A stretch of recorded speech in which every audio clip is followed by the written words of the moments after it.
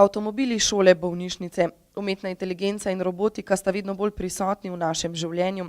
Čeprav so zelo prikladne, te nove tehnologije odpirajo tudi vrsto pravnih in etičnih vprašanj.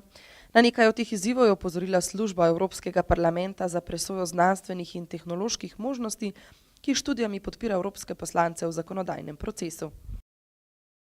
We want a proposal on liability. The evident example is a self-driving car. For the moment it's the driver who is liable if there is an accident. But if I'm not driving anymore, then of course I cannot be liable for an accident caused by my car. And then in this case, who is liable? Is it the producer?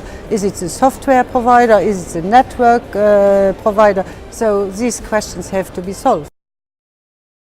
75% evropskih državljanov priznava, da digitalne tehnologije pozitivno vplivajo na kakovost življenja. Hkrati pa jih 88% meni, da je z novimi tehnologijami treba ravnati skrajno previdno. Njihovi skrbi so prisluhnili evropski poslanci, ki pozivajo k sprejetju etične listine ali k ustanovitvi Evropske agencije za umetno inteligenco. Ta naj bi prepoznavala negativne posledice za državljane in preiskovala morebitne kršitve človekovih pravic. We need expertise, and for the moment the greatest expertise is in the industry. And I believe that as consumer, as policymaker, we need independent expertise. So this is why I think we would need a European agency.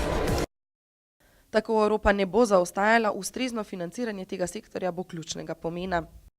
We need a lot of money to invest, because when you see the money invested in China, in US, from private and public sides, we have big efforts to make to remain competitive. Evropska komisija pričakuje, da bosta javni in zasebni sektor do leta 2020 v robotiko vložila 20 milijard evrov, nato pa do leta 2030 preko 20 milijard evrov na leto. Evropski poslanci želijo javna sredstva usmeriti v strateško pomembne sektorje, kot sta zdravje, energija in kibernetska varnost.